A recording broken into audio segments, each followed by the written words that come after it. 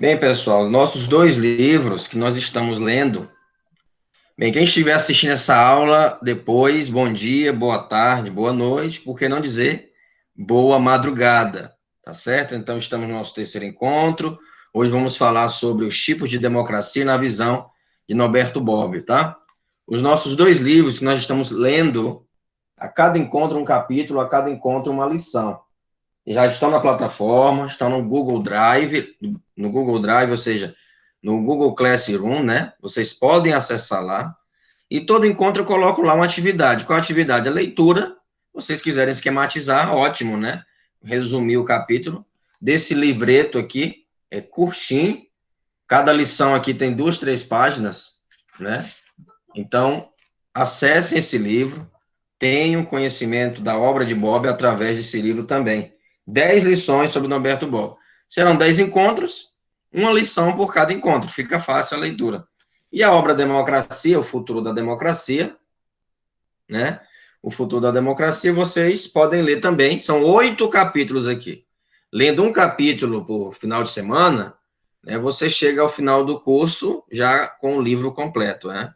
A leitura completa do futuro da democracia de Norberto Bobbio. Então, leiam, tá? Caso você esteja atrasado, atualize a leitura. É importante terminar o curso de extensão com esses dois livros lidos, pensados e analisados. Outra coisa, eu coloquei lá, eu sempre exponho no grupo uma lista de capítulos que as pessoas estão fazendo as resenhas, né? São 2 atividades. Você pode escolher uma das 2, né? Você pode fazer uma resenha de um capítulo, né? Pode escolher um capítulo e fazer uma resenha, ou fazer um paper, se reunir com um colega. Vai ter aula sobre isso? Bem, não é objeto aqui do curso, mas como muitos de vocês disseram que não sabem fazer resenha, não sabem fazer um artigo, vamos ter um encontro, então, um próximo encontro, vamos falar sobre isso, tá? Para que vocês possam já ir começando a executar, tá bom? Então, o paper é o quê? Um mini artigo, um artigo de 5 a 10 páginas, e aí você faz uma reflexão sobre as temáticas. Aqui você pode, por exemplo, falar sobre Norberto Bobbio e a Constituição Federal, ou Norberto Bobbio e o Parlamento Italiano. Você pode refletir sobre outro país, sem problema algum, tá? Então, fica aí essas 2 atividades, ou uma ou outra, né? Uma resenha ou um artigo, um paper, que você vai se reunir com um colega e vai fazer, vai refletir, tá? Então, mais uma vez, bom dia, Raisso, Thaís, Maurício, Januário, o Anderson, Joyce, Lorena, Inácia e Pedro, tá? Muito bem. Se vocês não assistiram às aulas anteriores, assistam, tá? Assistam para que vocês tenham um melhor desempenho, assim, no curso, tá? Então, vamos lá. Qualquer dúvida, você pode me interromper, pode falar, tranquilo.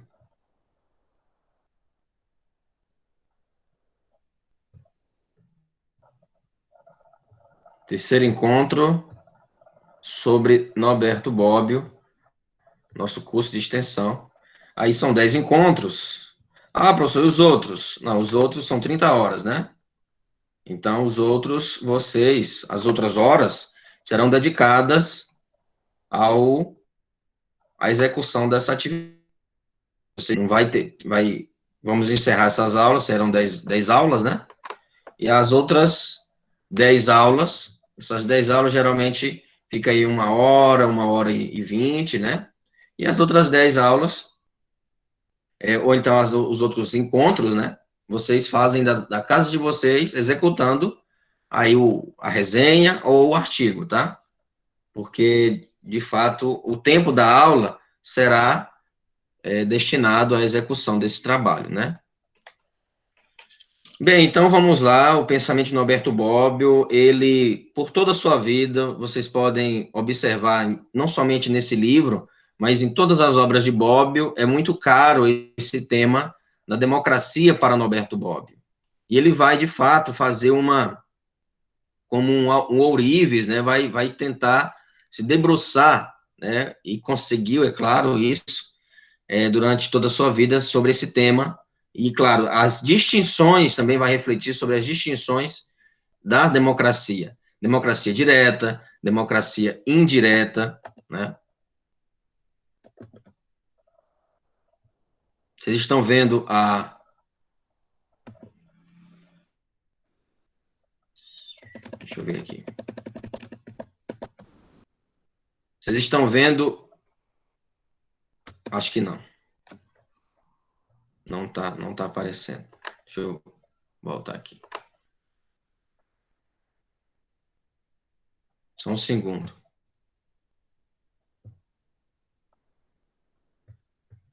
Onde ele vai também refletir sobre a democracia das elites, né?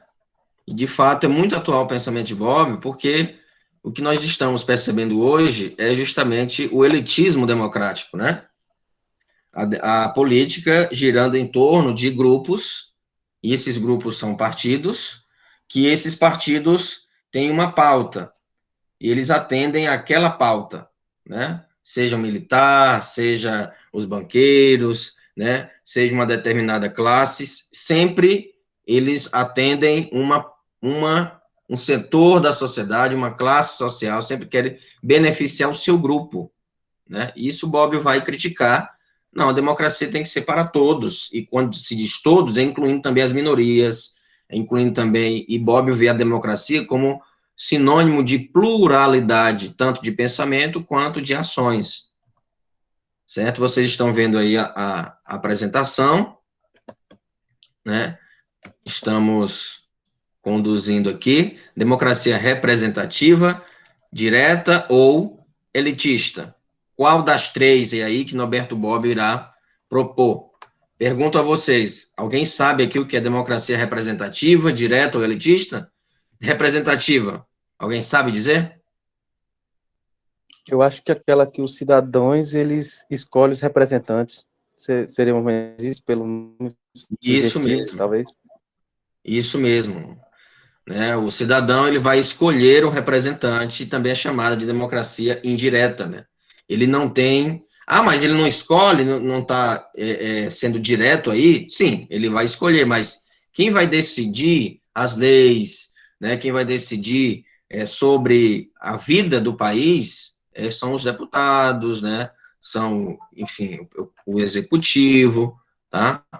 Então não tem com isso com relação a ser direta, né? Já a democracia direta é aquela democracia que utiliza, assim, de plebiscito, né, de referendo, de iniciativa popular, tá? E a direta não mais, vamos dizer assim, não é tão utilizada, né, no sentido moderno, contemporâneo do termo, porque na Constituição prevê isso, é claro, mas no sentido de Rousseau, né, eram pequenas cidades, né, com um número de pessoas menor, e aí sim, tinha a democracia direta, e Bob vai criticar também esse estilo de democracia, que ele não acredita nessa democracia direta, onde a maioria ganha, né, pode soar como um totalitarismo, como um autoritarismo, sendo que a minoria que discorda vai ficar refém aí da vontade geral, numa perspectiva da democracia direta, né?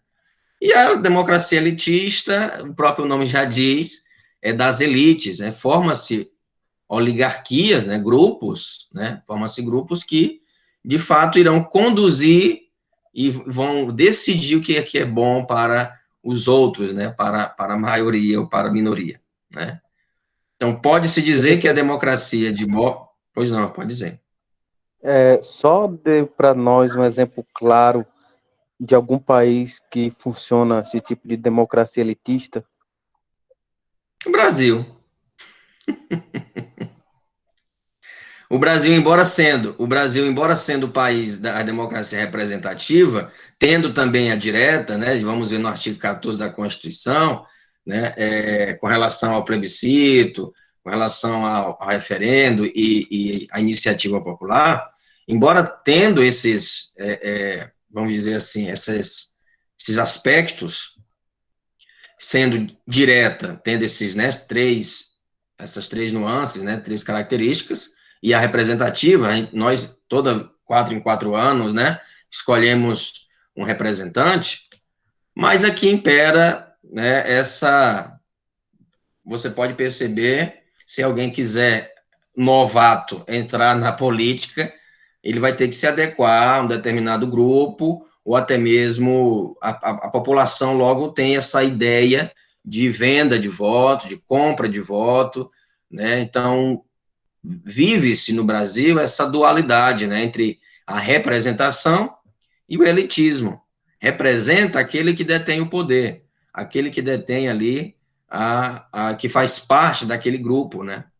Você não faz parte do grupo, se você não dança conforme a música, e aí você está fora. Aí você vai se frustrar, você se decepciona, né? Enfim.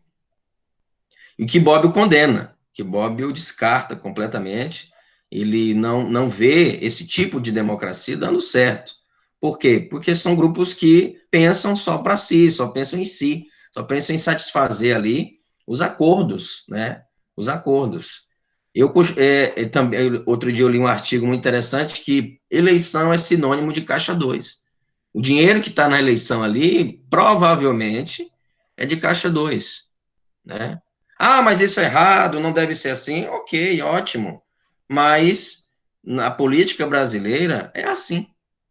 Tá certo? Não, tá erradíssimo, né? Devemos, por isso que é importante esclarecermos, né, até mesmo as pessoas, vocês, né, que estão estudando o curso de Direito e agora o pensamento de Norberto Bobbio de maneira mais aprofundada, importante esclarecer as pessoas da família. Sentar enfim, com o pai, a mãe, o filho ou a filha, e com calma, com paciência, esclarecer o que é de fato a democracia, né? Por exemplo, tem pessoas, e aí Norberto Bobbio também vai criticar essa postura, porque eu votei num candidato e tenho que apoiá-lo em toda e qualquer ação.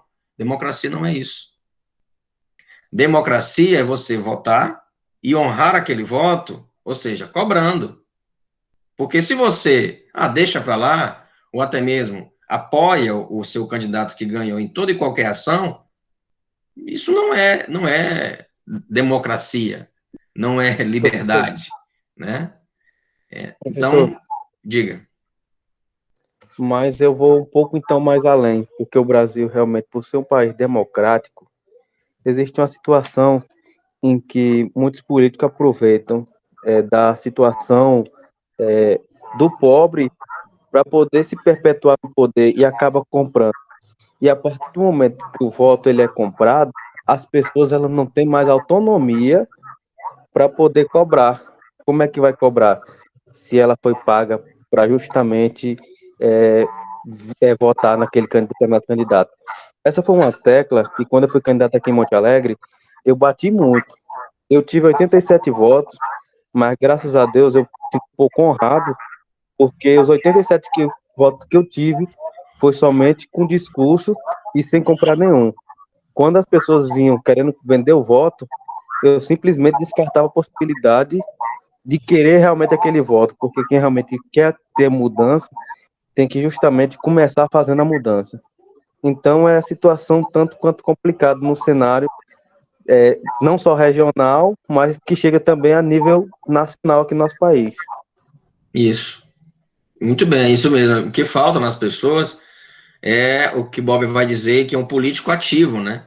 O político ativo, ele não necessariamente tem que se candidatar a um partido ou até mesmo se filiar a um partido. O político ativo aqui que Bob está falando, o cidadão ativo, melhor dizendo, é o cidadão que ele, independentemente do partido político, ele tem consciência política, né? A consciência política de dizer, olha, por mais que você me ofereça o seu dinheiro aqui, eu voto em quem eu quiser. Eu voto em quem eu quiser. E eu não vou aceitar essa barganha, né, esse tomar lá da cá. E aí, claro, como você colocou, perde-se a autonomia, fica de fato como um refém ali. E depois que a pessoa vende ali, não quer saber mais das ações políticas, ela comprou ali o voto e entregou o voto e está tudo certo, né? Então, não quer saber mais sobre se está bem a cidade. Então, o que falta na população que vem mudando um pouco, né, de 2013 para cá, essa questão da consciência política, as pessoas estão indo mais às ruas, estão protestando, estão realmente tendo essa visão, né, de quais são os órgãos responsáveis pelo quê, como estão passando muito tempo em casa, tem tempo para assistir televisão, e, claro, está passando aí a questão do órgão regulador, tem muitas pessoas, por exemplo, que não sabiam o que era a Anvisa, agora sabem o que é a Anvisa, tem muitas pessoas que não sabiam o que era o Congresso, estou falando de classe baixa, falando sem escolaridade alguma, e agora tem uma noção de quem decide as leis, né, porque tem sido televisionado muito isso, né, o cenário político agora está muito televisionado, apesar de suas restrições, né, mas estão, sim, sendo expostos, né. Então, o que falta é a Professor, consciência política, né.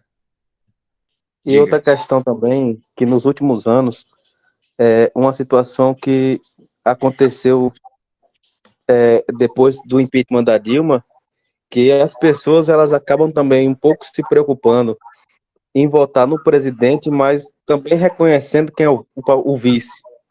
Então, é aquele negócio, né? Como eu falo de consciência política, as pessoas elas estão se atentando a todos os cenários possíveis para também na hora de fazer a votação, fazer muitas vezes a escolha certa ou aparentemente certa. Então, são coisas que vêm também acontecendo nos últimos anos no cenário da política nacional. Justamente. Então, pode-se dizer que a democracia de Bobbio é a liberal e não a socialista, mesmo que tenha afirmado em algumas ocasiões que era socialista.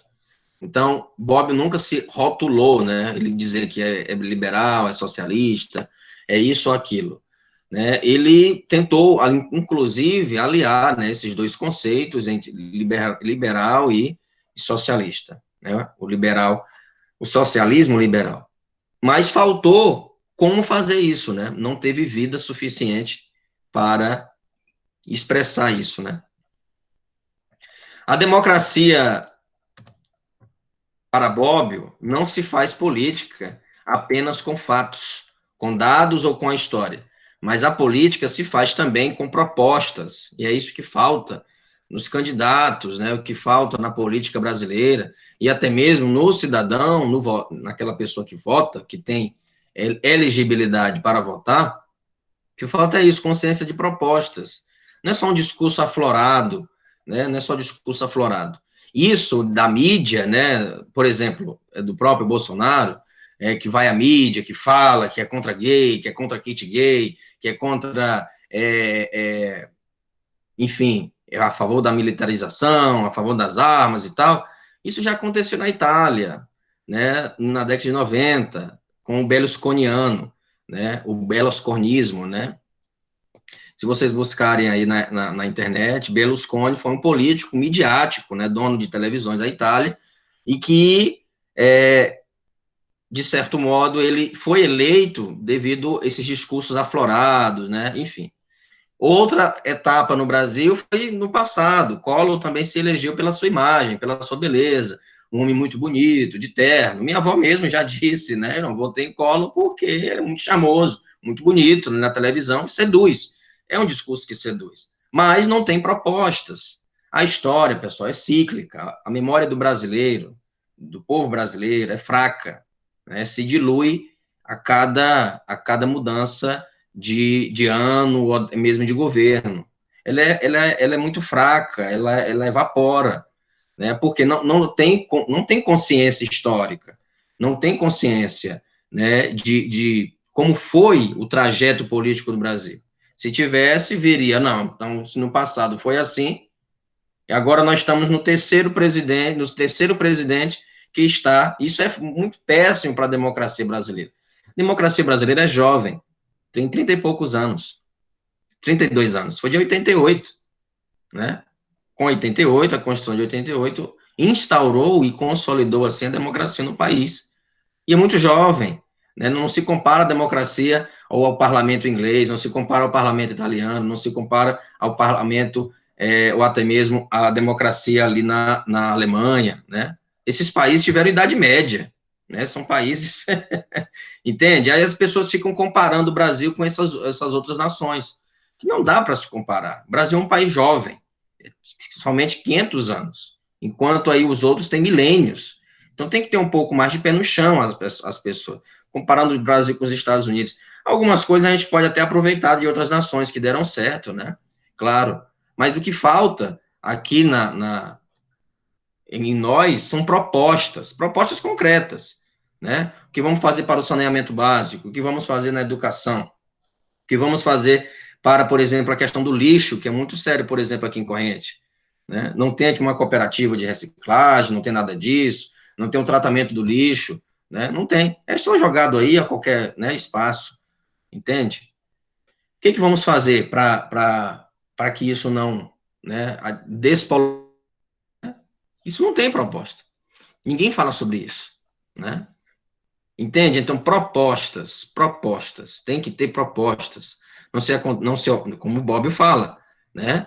E aí não se faz política somente com história, e também com fatos, mas também com propostas, através dessas propostas, que vamos ter, sim, claro, uma noção mais séria, né? Política neutra parece uma contradição em si, né? Então, quando a pessoa fala que eu sou neutro, né? Eu não tenho partido, isso é uma estupidez absurda, né? Claro que você tem partido, né? Ou você tem um partido da honestidade, ou você tem um partido da seriedade das propostas, ou então você vai ser comandado por aqueles que pensam por você, né? Então, de forma alguma, podemos nos dar o luxo de dizer que eu estou em cima do muro, eu sou neutro, eu um isentão. Não, não tem essa questão de isenção aqui, né?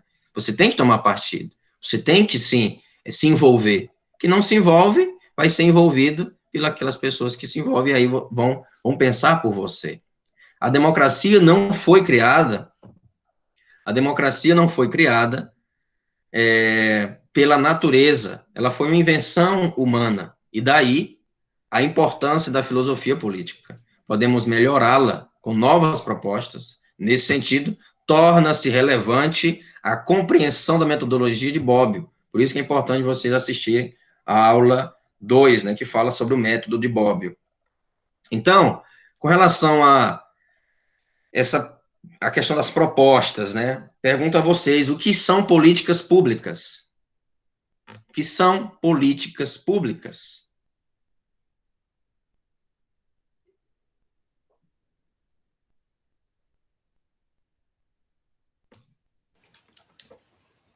Professor? Pode falar. Resumindo, eu acho que são ações públicas, de modo bem simples.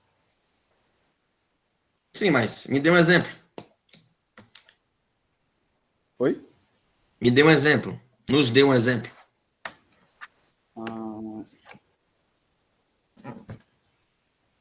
Por exemplo, eu posso colocar como uma política pública, considerando a história, deixa eu ver aqui. Por exemplo, eu tenho... Diga. Assim, na verdade, ao meu ver, políticas públicas são, como o nome já diz, né, políticas voltadas para o bem-estar da comunidade. Por exemplo, existem muitas ações, por exemplo, a política pública de combate às drogas, políticas públicas de combate à dengue, e outros tipos que vão influenciar diretamente na vida do cidadão. Isso. Um show da Ivete Sangalo é público, mas não é uma política pública, né? Não é uma política pública. A política pública é quando eu constato determinado problema, por exemplo, a falta de acesso de jovens negros de periferia na universidade pública. Então, o governo vai dizer, constatando esse problema e observando que, olha, tem esse defeito aqui nos direitos, né? Tem esse defeito. Qual o defeito? De somente pessoas elitizadas, elas acessarem a universidade pública. Então, o que a política pública faz? A política pública é criada uma política pública baseada numa proposta, e antes disso, em um problema, que é a ausência, ou até mesmo a falta de acesso e de permanência desses jovens na universidade pública. E o que se faz? Cria-se a política de cotas, né? Cria-se as ações afirmativas. Outro problema é dizer que os deficientes não têm acesso para os deficientes. Cria-se políticas públicas para propostas, né? E aí, depois dessas propostas, irão se tornar políticas públicas, ou seja, ações concretas, né? Que irão impactar significativamente a vida daquelas pessoas, daquele público que está sendo lesado, né? Então, por exemplo, aqui na Casa da Cultura de Corrente é totalmente inacessível o cinema, uma sessão, um cadeirante tem que se prestar ali à humilhação de ser conduzido ali por pessoas, caso queira assistir um teatro, caso queira assistir um show de música, né? Alguma coisa do tipo, do gênero, cultural. Porque não tem elevador, porque está quebrado, e não tem escada rolante. Ou não tem, enfim, um acesso ali para ele, enfim, frequentar aquele ambiente. Entende? Então, constata-se um problema, e de acordo com esse problema é criado ali uma política pública. É uma nova ciência, é uma ciência agora, política pública, o estudo das políticas públicas, né? E como se constrói uma política pública, né? Isso é propostas, são propostas, né? O que tem, quais são as políticas públicas, ou quais são as propostas para a educação, para a saúde, para o esporte, para, enfim, para a cultura. Isso tem que estar muito apresentado num plano de governo, enfim, né? Então, democracia, para Bob, é sinônimo de teoria geral da política. E quais são os critérios para essa teoria geral da política? Ou seja, quem detém a titularidade do poder, quem detém o poder, como vai fazer isso, como este poder é exercido, ou quais são os procedimentos para exercer esta titularidade, né? Então, não se pode fazer política ao bel prazer. Não se pode, é uma coisa séria. Eu vou impactar a vida das pessoas durante 4 anos, né? E não fazer nada também impacta negativamente, né? Então, quais os valores que fundamentam essas ações? Quais os valores que fundamentam essas ações? Então, quem, como e quais, né? Quais valores que fundamentam as políticas, enfim, a questão do próprio governo. Continuando acerca das características da democracia representativa, consiste em um sistema em que um número bastante elevado de pessoas possui a competência, né, política para governar, ou pelo menos para julgar uma política como boa ou má. Então, essas pessoas que estão no poder, né, que nós elegemos, nós delegamos a essas pessoas a liberdade para decidir sobre nossas vidas, sobre as nossas vidas. Então, Bobbio defendia uma democracia liberal, um governo para os cidadãos enquanto indivíduos singulares. Entende-se aqui, então Bobbio era um liberal. Muitos autores falam isso. Bobbio era um pensador liberal, mas ele não se intitulava assim. Ele se dizia um pensador também dado ao socialismo, quanto também ao liberalismo. Por isso que ele teve liberdade e não se comprometeu, né, com um determinado partido, não se comprometeu com uma determinada causa em si, né, vou levantar uma bandeira de determinada classe. Não, ele se manteve, não neutro, né, mas se manteve ali impessoal, né, não imparcial, ele foi parcial, né, parcial que diante de conflitos entre corrupção e honestidade, evidentemente que ele vai ficar a favor, e foi grande a favor da honestidade, né, claro, mas, para dizer, ele foi grande crítico também do Berlusconi, né, em sua época, e disse que, isso não vai dar certo. Quando vocês estão vendo esse discurso inflamado na televisão, é só dar um Google aí, coloque Berlusconi, que aí vocês irão achar, irão encontrar, e vão observar como ele utilizou a televisão e manipulou os italianos da época, né? Defesa de uma concepção individualista e não coletivista da democracia. Nem sempre a maioria tem razão, na visão de Bobbio. Nem sempre a maioria tem razão, e pode ocorrer o risco dessa maioria se tornar um governo totalitário, dessa maioria aniquilar as minorias. E entende-se as minorias aí, não pelo número de pessoas, mas as minorias no sentido de ter pouco acesso a determinada política, a determinado direito, né? A determinado direito, tá? Então, a concepção individualista na sociedade, a democracia moderna, ou seja, a democracia no sentido moderno da palavra, que deve ser corretamente definida, não como o faziam os antigos, né, ou seja, os gregos, isto é, como o poder do povo. Né, é um conceito muito raso da democracia, para Bob, né, dizer que é o poder do povo. Sim, mas e sim como o poder dos indivíduos tomados um a um. E isso é importante, né, destacarmos o poder dos indivíduos tomados um a um. O voto no Brasil é obrigatório, né? O voto no Brasil é obrigatório, tem lá as suas particularidades facultativas, acima de 70 anos, e a questão do jovem, né, ou seja, 16 anos. Nos Estados Unidos, o voto não é obrigatório. E aí onde está a beleza do sistema americano de democracia, né, de política? Porque o candidato, ele vai ter que conquistar o cidadão para ele ter que sair de casa e votar nele. Aqueles comícios nas cidades, né, reunindo ali a questão dos xerifes, né, da população nos estados e cidades, é justamente com o intuito de, por quê? O que é que você tem, quais são as suas propostas que vão me fazer sair da minha casa com meu balde de pipoca, com meu refrigerante, com meu fast food, o que é que vocês têm de tão importante para eu sair da minha casa e votar em vocês? Entende? Então, a beleza está aí. Se no Brasil fosse assim, os políticos teriam que se virar mesmo. Agora, é claro que é uma questão cultural. Por anos, foi obrigatório, né, o voto. Então, irá demorar ainda.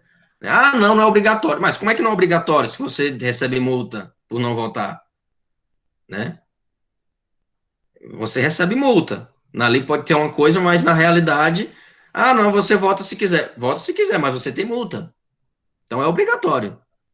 É uma medida ali no eleitoral que você, olha, tem que votar. Ah, exerça a sua cidadania. Sim, eu vou exercer minha cidadania, mas qual a contrapartida? Ou seja, não em dinheiro. Quais são as propostas que você tem para que eu exerça minha democracia, para que eu vote em você? Se fosse assim, de fato, os políticos iriam ter outro posicionamento e outra postura. Claro que isso aí demoraria, né, mais um período, evidentemente. Não acontece do dia para a noite, né? É um processos históricos, né? De todos os indivíduos que compõem uma sociedade regida por algumas regras essenciais, entre as quais uma fundamental, qual a regra fundamental? É o direito de participar livremente na tomada das decisões coletivas. O direito, por exemplo, tem sessões na Câmara que as pessoas não vão, ou até mesmo nunca foram, não sabe nem que tem, qual o dia da sessão aberta, tem que participar, né? Tem que ter esse engajamento, né? Mas, infelizmente, não temos essa consciência ainda, né? Ainda. Estamos caminhando e a educação é peça fundamental, é um instrumento fundamental para consolidar essa consciência política, né? A democracia moderna repousa na soberania não do povo, mas dos cidadãos, né? A democracia moderna repousa não na decisão, ou até mesmo na escolha do povo. Povo é um conceito muito abstrato, mas sim dos cidadãos. O povo é uma abstração que foi frequentemente utilizada para encobrir realidades muito diversas, certo? Então, quando o Bob fala do individualismo, e claro, tem um conceito mais liberal do termo, direitos individuais, direitos coletivos, e nessa concepção de individualismo, não é no sentido egoísta do termo, não, mas sim respeitar cada cidadão e a singularidade de cada cidadão. Não colocar todo mundo numa massa, todo mundo gosta de pão, então vamos dar pão para todo mundo. Não, não é assim. Né? Tem pessoas que não gostam de pão. Então, por que não oferecer outra coisa para ele? Então, estou dando um exemplo raso, mas podemos dizer, então vamos equiparar todo mundo, né? Dar direitos iguais, todo mundo vai ganhar ali um assento ou até mesmo uma vaga na universidade. Todo mundo. Sim, mas tem o estudante A, né? Tem um estudante A que ele entrou na UFP, né? Entrou na Universidade Federal, ótimo.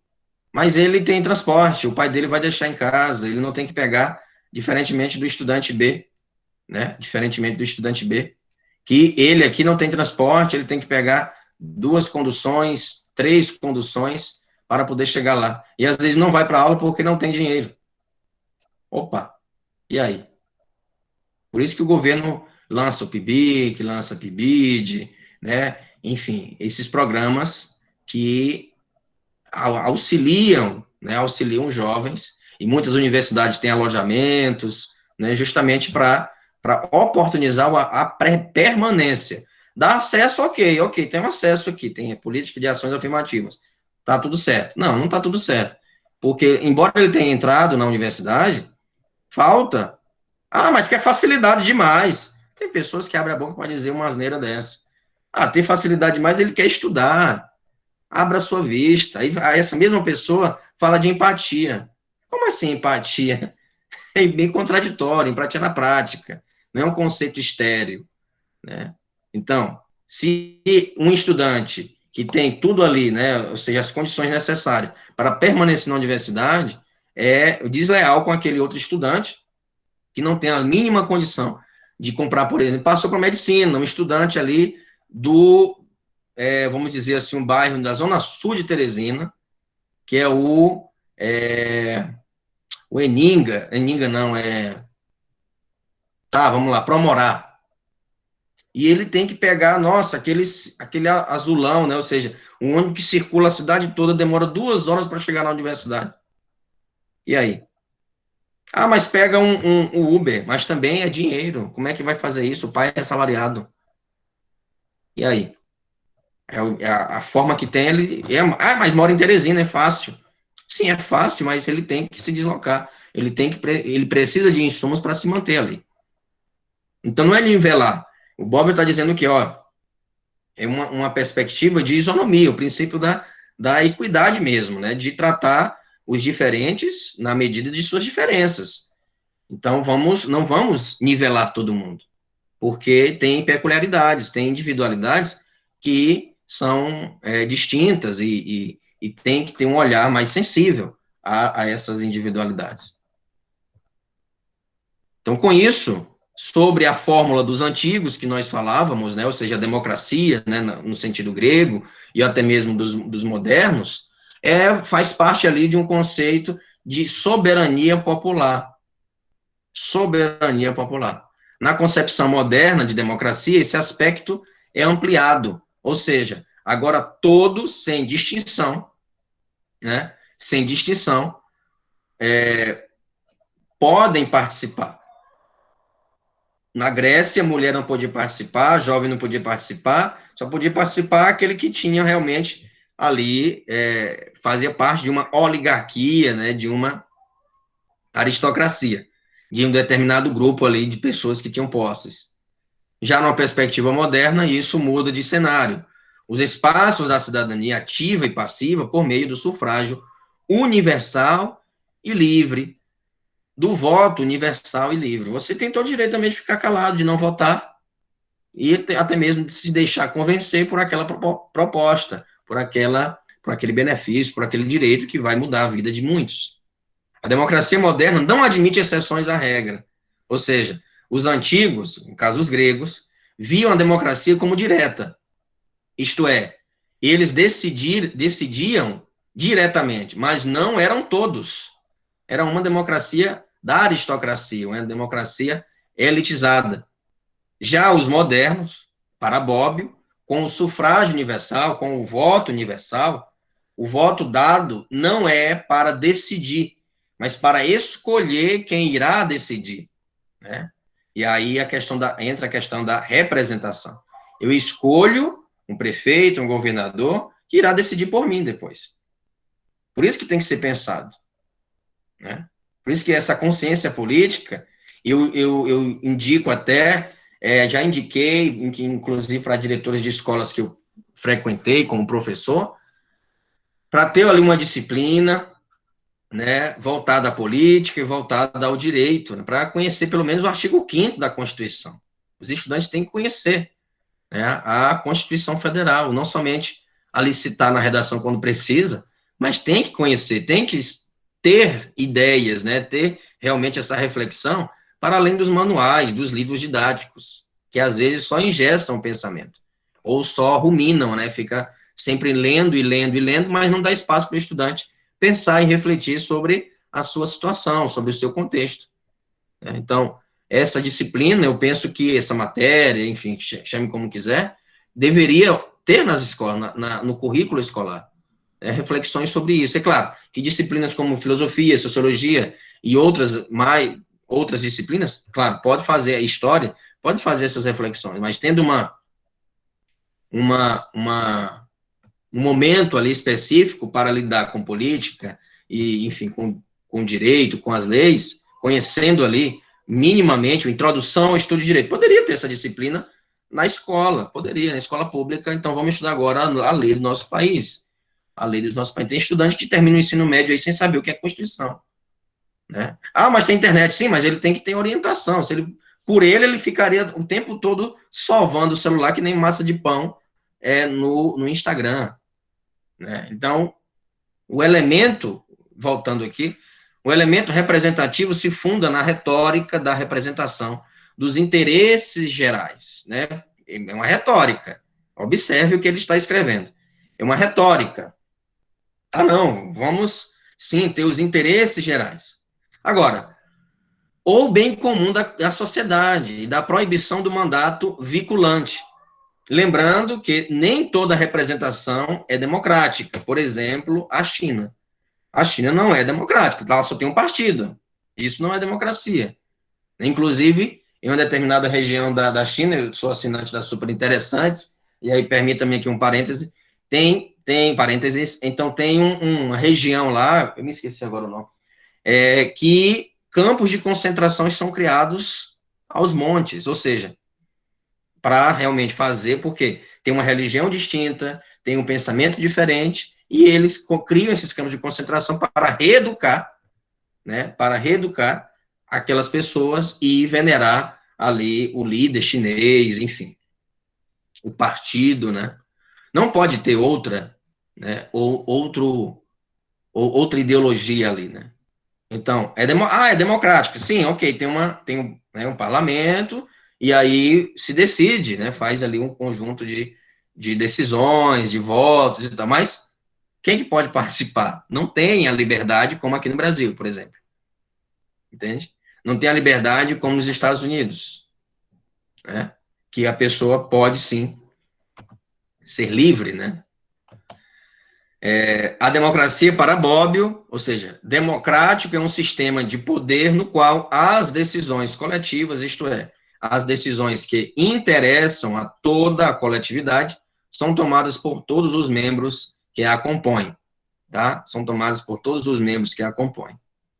Bem, agora, no artigo 1º da Constituição tem o seguinte, parágrafo único, né? Todo poder emana do povo, que o exerce por meio de representantes eleitos ou diretamente nos termos da Constituição. Democrático é um sistema de poder no qual as decisões coletivas, isto é, as decisões que interessam a toda a coletividade, são tomadas por todos os membros que a compõem. É por isso que temos ali um quórum de deputados, temos o quórum de senadores, para decidir determinada lei, tem todo um processo, tem todo um trâmite, não é do dia para a noite, né, vão impactar vidas. E com isso, nós, como estamos falando de política e ao voto, e de estilos de democracia, nós temos aqui o artigo 14 da Constituição, que fala sobre a soberania popular. Será exercida pelo sufrágio universal e pelo voto direto e secreto, com valor igual para todos e nos termos da lei, mediante o quê? Plebiscito, referendo, iniciativa popular. Por exemplo, iniciativa popular, plebiscito e referendo nós já falamos, né? Plebiscito é decidido ali uma lei, né, para uma criação, né, de uma lei, né? Ou até mesmo se, por exemplo, a questão em 2005 já existia uma lei, mas era para decidir ali o artigo 35, né, essa questão da comercialização de armas. E houve, então, uma votação para a sociedade. Então, ali, plebiscito é antes, referendo é depois, iniciativa popular é por parte da própria população, né? Ou seja, tem pessoas que, por exemplo, a lei que fala sobre o espectro autista, né? Foi uma iniciativa popular. Professor, Teve uma iniciativa popular por parte de uma mãe, enfim, todo um conjunto de pessoas que criaram essa lei. Pode falar. Deixa eu ligar aqui. por exemplo, aquela questão sobre a divisão do estado do Piauí, estado do Gurgueia, também seria um plebiscito. Isso. Perfeito. Questão também que teve lá no Pará, né? Para a criação do estado, divisão, desmembramento ali. Tocantins, por exemplo, né? Tem outros exemplos, tá? Teve também lá no Acre para decidir a questão do horário, né? Questão do horário. Então, tudo isso, uma decisão anterior, faz um plebiscito. Se já existe, né, determinado dispositivo, então é necessário um referendo para decidir se aquele artigo vai sofrer alteração ou não, né? Diga. Com relação a essa questão da divisão do estado do Piauí, especificamente, seria criado o estado do Gurgueia. Na sua opinião, é uma opinião sua, isso contribuiria para o nosso desenvolvimento aqui no extremo sul, ou só criaríamos dois estados pobres? Qual é a sua opinião, sua visão? Eu tenho uma visão, eu queria ouvir a sua. Tá bom. Então, assim, eu poderia contrapor dizendo qual a sua primeiro. Não, mas eu entendo, Pablo, boa pergunta, e vou falar. Eu sou favorável, não com esse nome, porque não emplaca. Gurgueia é nome feio, né? Isso é nóis. É um nome feio, não emplaca. Diferente de Tocantins, Palmas, né? É diferente, tá? É um nome forte, né? Gurgueia é feio, não emplaca. Por isso não, que... professor. Não. Não, calma, um momento, é a minha opinião, é o meu posicionamento. Depois você expressa... Não. Tá bom, então, eu sei. O senhor é favorável, então? Sou favorável. Eu também sempre fui. Desde que eu tinha 9, 10 anos, já ouvi falar dessa divisão do Estado. Eu acredito que proporcionaria um maior desenvolvimento para a nossa região, tendo em vista que a gente está muito distante da capital. Claro, 900 quilômetros.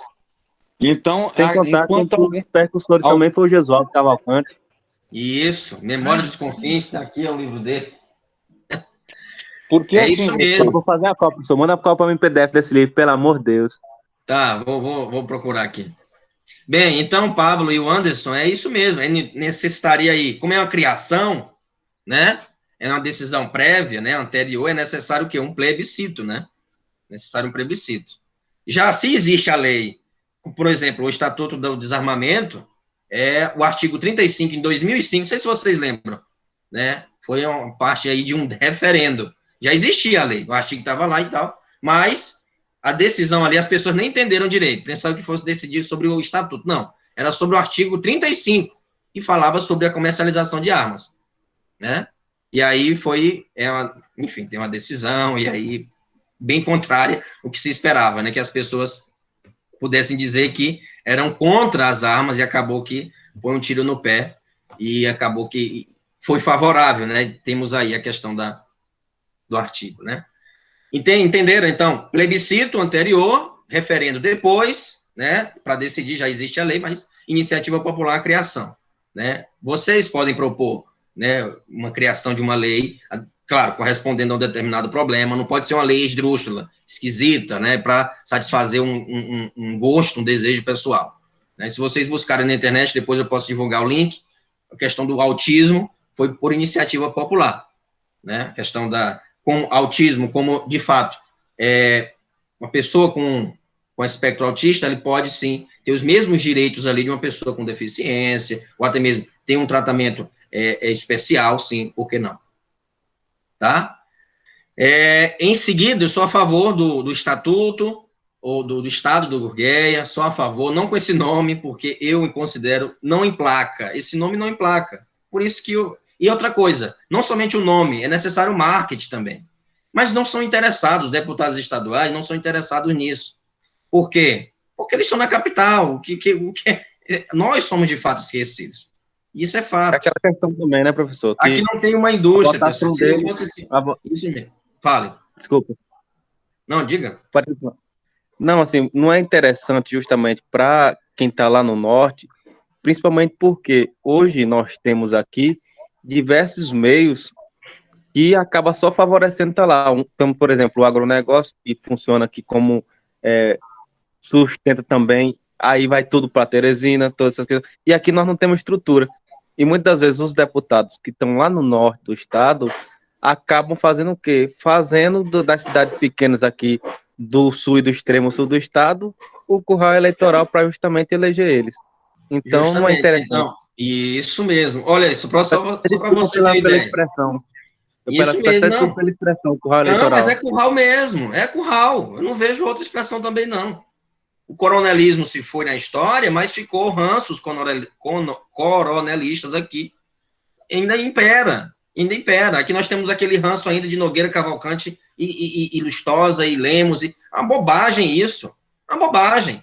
Dane-se com a família que você pertence. Eu quero propostas de governo para, de fato, ajudar a população, enfim, contribuir para a nossa região. Se não fosse esse parque solar aí, aqui a população estaria à deriva nessa pandemia. Ainda bem que tem esse parque solar, que gera emprego, e a iniciativa privada, né? Gera emprego. Se não fosse, estaríamos à deriva. Aqui, se uma pessoa se complicar de Covid, está no sal. Não vai ter que ir para onde? Para Bom Jesus, ou então para Barreiras, para outra região. Porque aqui nós não temos. Quando se fala extremo sul, também extremo sul esquecido. Né? É o extremo. O que é extremo? Extremo é que está lá no final, que é resto, que é escória, né? Que é excluído. Só lembram da gente para o voto. Por isso que é importante a consciência política. A consciência política. Né? Embora a pessoa pode ser analfabeta, mas pode ter consciência política. Não sabe ler e escrever, mas tem raciocínio. Peraí, você quer tomar meu voto? Como assim? O que é que você vai me proporcionar no sentido de propostas para a coletividade? Não um milheiro de telha. E é isso. Eu penso que pode sim haver essa alteração, essa mudança, né? Por parte aí da questão do Estado do Gurgueia. Eu penso, novamente, eu insisto nisso, esse nome sempre soou esquisito para mim. Estado do Gurgueia. Não emplaca. Não emplaca, não é popular. Né? Não é popular. Vou pôr Então, meu assim, nome, que é massa. tem que mudar o nome, tem que haver outra repaginação aí, né? Tem que haver, porque senão essa ideia, e o Brasil tem que ser dividido, não é só o Piauí, não. Né? Não é só o Piauí. Maranhão, principalmente Maranhão. Maranhão, tem que ser dividido, gente. Bahia. Bahia, isso mesmo, né? Então, assim, eu percebo que falta muito, Mato Grosso tem que ser dividido. Mas só não vai tirar recurso do norte. Não entende de economia, não entende de nada disso e querem falar, querem ter propriedade. Não vai tirar recurso de ninguém, vai criar um fundo, outro recurso, vai gerar mais emprego. Quantos empregos Brasília não gerou? Quantos empregos Palmas não gerou? Entende? Então, assim, as pessoas não entendem que é necessário dividir. O Brasil é muito grande, é necessário dividir para poder criar uma nova cultura, um novo povo, né? Que já existe aqui, né? Nós estamos aqui, não somos esquecidos. Isso eu falo a verdade. A questão cultural é mesmo diferente. Você pega aqui a cultura, aqui, os traços culturais, os costumes, que esses que moram aqui no sul do estado, e você faz um comparativo com o norte, é totalmente diferente. Então, a partir do momento que divide o estado, eu vejo assim uma possibilidade maior, porque criando um centro administrativo que vai coordenar, né, toda essa estruturação desse novo estado, acaba que melhora a qualidade de vidas aqui e desafoga também lá em cima. Sim, porque claro. Lá em cima tem um índice populacional maior, então, dividindo, vão cuidar só de lá. Então, e aqui, os que moram aqui nesse lado do sul do estado, vão acabar que também vão ter, como eu posso dizer a palavra, vai melhorar em tudo, na verdade. Questão de saúde, principalmente. Sim, e, por exemplo, vou dar um exemplo que não saúde, é evidente isso, mas aqui na UES, por exemplo, não tem mais curso de Direito. Não tem oferta do curso de Direito. Não tem. Não tem oferta do curso de Direito.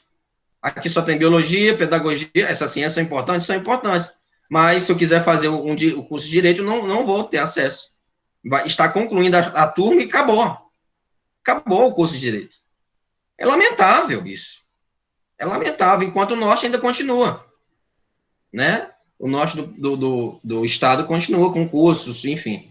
Entende? Então, deteriora-se primeiro aqui. Aqui está sucumbindo. A UESP eu não sei se vai continuar, não. Tem tudo para fechar. Vai ficar só com agrárias mesmo. Tem tudo para fechar. Né? Pedagogia por pouco não fechou. E aí? Ah, não, é assim mesmo. Assim mesmo o quê, rapaz? Assim mesmo o quê? Quer dizer que a gente tem que ficar com as migalhas? Aqui não tem estradas assim que dão acesso. Por exemplo, ao Tocantins poderia ser uma válvula de escape no sentido da economia. Tudo é muito caro aqui em Corrente. Muito caro. Né? Então, assim, o Piauí é o estado que mais cobra impostos, um imposto muito alto, né? Chegando à margem de 20%. Então, é desumano isso, com quem mora aqui no Sul. Né? Sem falar em Morro Cabeça no Tempo, sem falar em Avelino Lopes, sem falar em Gurimatá, em Parnaguá, em Sebastião Barros, que também são regiões... Júlio Borges são regiões esquecidas. São regiões esquecidas. Entende? E ali vai dizer que não é um voto de cabresto? É sim. É um voto de currais, olha o nome, já é emblema, né? Realmente é um curral. Curral que é eleitoral. Não tem. E se tem poucas pessoas pensantes ali, essas pessoas são criticadas. Então, esse nome não emplaca, só favorável à divisão não somente do Piauí, Mato Grosso, Bahia, Maranhão, tem que dividir, tem que criar, porque gera emprego, gera renda, vai outra cultura, né? É um povo que está ali, que não vai ser mais esquecido, porque vai vir mais recursos para a região. Que é isso, tem condições sim. Ah, o Brasil está quebrado. Não, acho que dá para fazer. Dá para fazer sim. Pois não, diga. Quem quer falar, pode. Já estamos já quase finalizando, pessoal. Sei que vocês têm compromisso. Mas é isso mesmo, tem que participar, né? Tem que falar. Bem, o artigo 14, continuando, o parágrafo 1º, fala do alistamento eleitoral. Vocês sabem, nossos direitos políticos. É só para endossar e associar ali o pensamento de Bobbio à Constituição. O voto é facultativo para os analfabetos. A questão dos 70 anos, ele já é elegível, né? Já tem elegibilidade. Então, 16 anos e menores de 18 anos. Não podem alistar-se como eleitores os estrangeiros e durante o período de serviço militar obrigatório. Condições de elegibilidade, pleno exercício de direitos políticos, alistamento eleitoral, domicílio eleitoral na circunscrição, ou seja, na própria região, né? Filiação partidária, idade mínima, e aí, claro, quem que pode se candidatar, vocês com certeza conhecem, 35 anos para presidente e vice-presidente da República e senador também, idade mínima, 30 anos para governador e vice-governador de Estado e Distrito Federal, 21 anos para deputado federal, deputado estadual ou distrital, prefeito, vice-prefeito, juiz de paz, e 18 anos para vereador, né? Para vereador, você já pode se candidatar. Hein? Bem, a cidadania passiva e ativa, como nós já comentamos, né? Os cidadãos são capazes, na cidadania passiva, né? Só vem a questão do voto em si, o que não impede, o impede de tornar ativo também, né? Já a cidadania passiva, não, ele realmente reivindica, ele está ali protestando, embora tenha votado em determinado candidato, mas ele quer que aquele candidato não cometa vacilos, ande sempre na linha e fiscaliza. Um exemplo, eu votei em determinado candidato em Formosa, eu voto em Formosa. Nessa região, lá em Formosa, o prefeito estava se recusando a enviar ônibus para deixar os estudantes aqui, e isso aconteceu em 2017. 2017? Acho que sim, 2017, 2018. E eu entrei com a manifestação, eu fui lá e no Ministério Público daqui, depois foi reportado para a Bahia, né, porque se tratava de lá. É isso. Porque eu votei nele, eu não vou reivindicar. Estava escolhendo as pessoas. Olha que humilhação. O estudante tem que descer do ônibus porque não votou no cara, porque não levantou a bandeira. Tá entendendo? Então, temos que fazer, tem os mecanismos legais para isso. Se você não está gostando de uma atuação de um vereador, ou não está gostando da atuação do prefeito, ou de um deputado, seja estadual ou federal, reivindique. Mande uma mensagem para ele, olha, você não está certo nisso. Teve uma jovem, por exemplo, já te dou a palavra, uma eleitora, que ela impetrou uma ação contra um deputado. Estava vendo superfaturamento aí das contas desse deputado. Né? E aí ela, não, está errado isso. E ela fez. E o deputado foi aceito a ação dela. Foi aceita a ação dela. E ele sofre processo por isso. Então, é necessário, a Constituição nos dá os meios. Está aí. Cabe à população conhecer esses meios. Né? São os remédios constitucionais. Nós temos aí. É remédio, o nome está dizendo. Né? Contra qualquer tipo de falcatrua tem remédio. E aí é a lei, a Constituição está aí para garantir. Pois não, pode falar. Não, professor, peço dispensa da palavra. Depois eu mando mensagem no privado do senhor. Tá bom. A crítica à democracia representativa, por não representar de fato os anseios do povo, segundo Bobbio, não nos leva imediatamente à democracia direta. E aí, novamente, reitero que a crítica de Bobbio à representação é justamente por não representar interesses de oligarquias, né, de grupos. Né? Daí a democracia representativa elitista. Porque, de fato, tem um determinado grupo que é que eu vou favorecer. Um determinado líder, né, que vai ali ter um grupo de pessoas que vai fazer ali menção, e eu vou dar parte ali, ele vai receber a sua retribuição, né, para agregar votos à minha chapa. Mas é só determinado grupo, eu atendo só determinado grupo. Não, quando você é eleito para todos, não para somente aquelas pessoas que votaram em você. Mas já quando se passa ao bairro, onde os interesses em questão são interesses dos cidadãos, e não interesses desta ou daquela categoria, os cidadãos devem ser representados por cidadãos, que se distinguirão entre si, não à base das categorias que representam, mas à base das diversas visões globalizantes dos problemas que conseguirem formar. Ou seja, o que Bob está tentando dizer é que no bairro tem que ter um representante. Em cada bairro aqui, Centro, Vermelhão, Morro do Piqui, Nova Corrente, Aeroporto, tem que ter um representante do bairro para as pessoas da comunidade se reunir. É claro que nesse momento de pandemia não se pode, mas quando acabar e vai passar, tem que se eleger ali, por parte do bairro, representante da comunidade, para atender os anseios daquela comunidade também. E aí forma-se um comitê, né? Um comitê ali né, nos bairros, e esses líderes irão conversar entre si, né? E aí, claro, atende os problemas e, claro, resolve esses problemas de maneira mais particularizada, de maneira mais individualizada, por bairros, né? De repente, o problema de saneamento no centro não é saneamento, mas já no bairro Vermelhão é saneamento. A questão dos esgotos, a questão da pavimentação das ruas, da infraestrutura, entende? Cada bairro tem uma peculiaridade. E Bob está tentando dizer aqui que é necessário olhar com mais critério para o bairro. Não com a democracia direta, não é isso, né? Mas sim com representantes, que ali vão trazer demandas para o representante, que é, no caso, o prefeito ou o governador, enfim. Mas isso já acontece, tem as reuniões que o CREAS, o CRAS oferece, né, as palestras aí com assistência social. Mas isso não tem pleno efetivo. Por exemplo, eu já participei de já ministrei várias conferências da assistência social, né, seja em Sebastião, seja em Parnaguá, né, Riacho Frio. Proponho sempre, gente, vamos fazer uma cooperativa, vem verdura de fora, pessoal. Por que vocês não plantam aqui mesmo? Né? Não tem uma pessoa para encabeçar a ideia, um líder.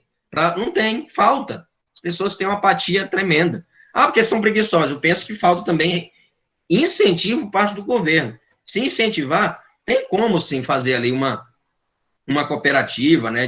E não precisa vir verdura de fora.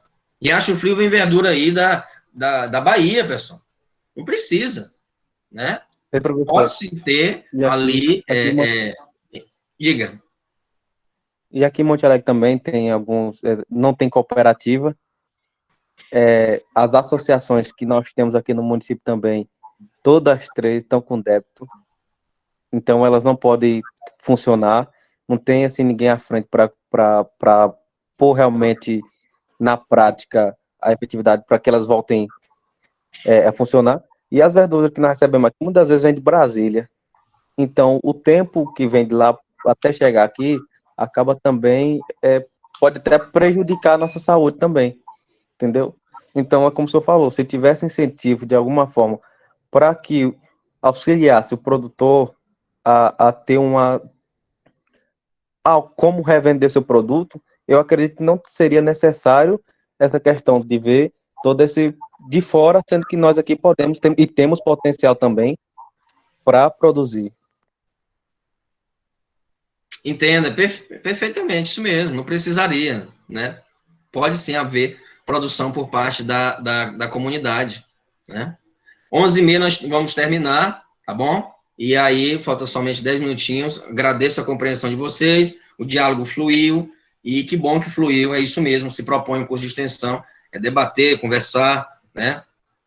Sobre as questões, e discordar também, tá? Então, Rousseau, só para ilustrar o que Bobbio fala sobre a democracia direta, né, uma democracia direta, que pressupõe, claro, e aí nós temos na Constituição a democracia direta, plebiscito, né, referendo, nós já vimos. Agora, aqui em Rousseau, a democracia direta é bem mais expressiva, como eu falei, nesse período, século XVIII, as comunidades têm um pouco contingente populacional, não tem tantas pessoas quanto hoje, né? Então, facilitaria, vamos dizer assim, ter esse tipo de democracia.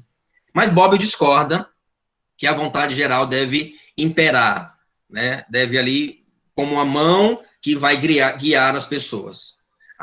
Por que Bobbio discorda de Rousseau nesse sentido? Devido ao aniquilamento, ou esquecimento, a exclusão da minoria. Então, não posso discordar, eu tenho que concordar com a maioria.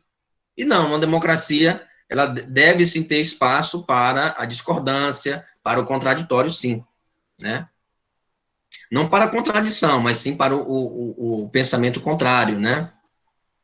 Rousseau é um filósofo da liberdade, entendido como a autonomia plena do sujeito. E aí o Rousseau vai dar as bases para a Revolução Francesa, né? Com certeza você já conhece essa história, o qual obedece somente à lei que ele mesmo se deu, enquanto afirma o caráter inalienável da liberdade. Isso está na Constituição, né? Veja a importância dos clássicos, ou seja, dos modernos, né? De Rousseau para o estudo do direito atual. No entanto, ele é defensor de uma concepção monolítica do poder, e não pluralista do poder. Ou seja, o que deve imperar aqui é a vontade geral, né? Monolítica, vontade da maioria. A vontade geral para Rousseau é inalienável, indivisível e infalível. Inalienável, indivisível e infalível. Por isso que Bobbio compara tal postura com a tirania hobbesiana. Para Hobbes, por exemplo, impera o quê? Primeiro tem um estado de guerra, né? Estado de guerra, lobo, né? O lobo é o lobo do homem. Em seguida faz-se um pacto para ter o quê? A monarquia. Né? A monarquia. Não tem diferença aqui, na visão de Bobbio, não tem diferença, no sentido, é claro que vai ter a voz do povo, mas essa voz do povo vai se tornar o quê? Um todo, a coletividade, ou seja, a maioria, e aí, claro, corre o risco de quê? De ser um governo totalitário. E isso, na história, Hitler foi eleito. Veja a tragédia que aconteceu. Nem sempre a maioria, nem sempre a vontade geral, a vontade da maioria é benéfica para todos. Inclusive para a própria maioria, pode ser uma armadilha, né? Pode ser uma armadilha. Não há limites jurídicos à soberania popular, para Rousseau. A democracia que Rousseau defende consiste numa democracia totalitária. Mas como pode coabitar esses dois conceitos? A democracia e o totalitarismo. Vamos ver aqui algumas características que o Bobbio e Tosi, eles ressaltam. Tosi é esse livro aqui, tá? Que eu extraí, e também tem algumas citações do livro sobre o que é o futuro da democracia. Reação crítica à democracia representativa, pois procura superar a dicotomia povo-governantes, né? Então, no sentido aqui de Bob, ele vai tentar superar essa questão de povo e governantes, né? O distanciamento entre o poder soberano do povo e a alienação deste poder nas mãos de um grupo de representantes. Bob faz a distinção entre democracia direta e participativa. A democracia direta encontra seus fundamentos em Rousseau, a direta, né? A democracia direta encontra seus fundamentos em Rousseau. Mas, para Rousseau, a democracia é totalitária. Como assim? A democracia não é liberdade de expressão, inalienável liberdade? Sim. Mas essa liberdade, como nós já ressaltamos, pode ser uma armadilha para as próprias pessoas que a escolheram, né? Ou seja, por não estabelecer quais procedimentos jurídicos irão guiá-la, né? Quais procedimentos? Então, todo mundo chega ali e vota, mas ele pode votar ali numa medida que aparentemente é benéfica, mas depois vai se mostrar maléfica, né? Como foi, por exemplo, a Alemanha, né? E um exemplo é isso, tá? Então, embora até mesmo a Rússia, né? Embora o povo inflando um governo, um representante, aquele representante pode sim aniquilar as próprias pessoas, inclusive, que votaram nele, caso haja dissidência, caso haja pensamento contrário, né? Então, a democracia significa, o que significa, então, dizer que a democracia dos modernos deve fazer as contas com o pluralismo, né? Pluralismo. E aqui é um conceito que está presente na Constituição Federal de 88, a questão da pluralidade de pensamentos, né? Até mesmo de partidos políticos, de ideias contrárias. Significa dizer que a democracia, diferentemente da vontade geral, que ela impera uma vontade, não vontades. Eleito alguém, por exemplo, né? Com isso, significa dizer que a democracia de um Estado moderno nada mais pode ser que uma democracia pluralista. Vejamos por quê. A teoria democrática e a teoria pluralista têm em comum o fato de serem duas propostas diversas, mas não incompatíveis. Ao contrário, são convergentes e complementares, no sentido de democracia, teoria democrática e teoria pluralista, contra o abuso de poder. Representam dois remédios diversos, mas não necessariamente alternativos contra o poder exorbitante, ou seja, aquele poder que ultrapassa, que é extremista, né? A teoria democrática toma em consideração o poder autocrático. Auto, né? Uma pessoa, isto é, o poder que parte do alto e sustenta que o remédio contra este tipo de poder só pode ser o poder que vem de baixo, ou seja, do povo, né? A teoria pluralista toma em consideração o poder monocrático, isto é, o poder concentrado numa única mão, e sustenta que o remédio para a monocracia é o poder distribuído. Desse modo, quando a democracia direta assume uma concepção monista, né, uma concepção monista de poder, e se coloca como alternativa à democracia representativa, pode-se cair em formas autoritárias de tirania. Nesse sentido, a vontade geral equipara-se à vontade da maioria. Por isso que as minorias são encaradas como contraposição e devem ser aniquiladas. Isso é uma aberração no sistema democrático. Dizer que a vontade da maioria tem que predominar e devemos excluir a vontade ou peculiaridades, individualidades da minoria ou das minorias, isso atinge diretamente, afeta diretamente e, claro, numa perspectiva negativa, ao Estado democrático de direito. Claro que não equipara-se ao Estado democrático de direito. A democracia na concepção rousseauiana é monista, ou seja, muitas vezes fala que Rousseau é democrático e tal. Claro, é democrático, ele apoia a democracia, ele tem as bases da democracia em determinado contexto, século XVIII, Revolução Francesa acontecendo. Agora, tem falhas na democracia rousseauiana justamente por isso, por ela ser monista e não defender a pluralidade, podendo assim coadunar em um totalitarismo. Não enxerga, ou seja, a democracia rousseauiana não enxerga poder além da vontade geral, ou seja, da vontade da maioria. Então, a minoria tem que se adequar. E não se pode, né? Não se pode tratar assim, né? Vamos dizer assim, as pessoas, ou seja, a minoria, né? O Estado hoje é plural e nos permite enxergar outros poderes além do próprio Estado. Por exemplo, essa concepção de políticas públicas faz parte de um Estado democrático plural, não democrático no sentido de vontade geral, a maioria. Mas a maioria que ganha. Cuidado, né? Cuidado. Eu posso ver aqui até um exemplo em sala de aula. Até um exemplo em sala de aula. Suponhamos que está aqui a aula, eu lancei o link. Quem vota para a aula ser 9 horas? A maioria votou. A maioria votou, 15 alunos votaram a favor da aula ser 9 horas. Mas Maria, ela se programou e conversou com o seu patrão para ela sair mais cedo, justamente para participar da aula que aconteceria 10 horas. E aí? Maria vai ficar prejudicada, o João vai ficar prejudicado, o José vai ficar prejudicado. Outras pessoas, mas são 3 ou 4, 15 ganhou, assim, mas momento. E essa minoria vai ficar prejudicada? E não pode se gravar a aula, um detalhe. Não se pode gravar a aula não participou. Quem não participou, perdeu. E aí? Não, mas a maioria vai ficar prejudicada. A minoria vai ficar... Então, como podemos fazer isso? Grava-se a aula, não tem problema. Entende?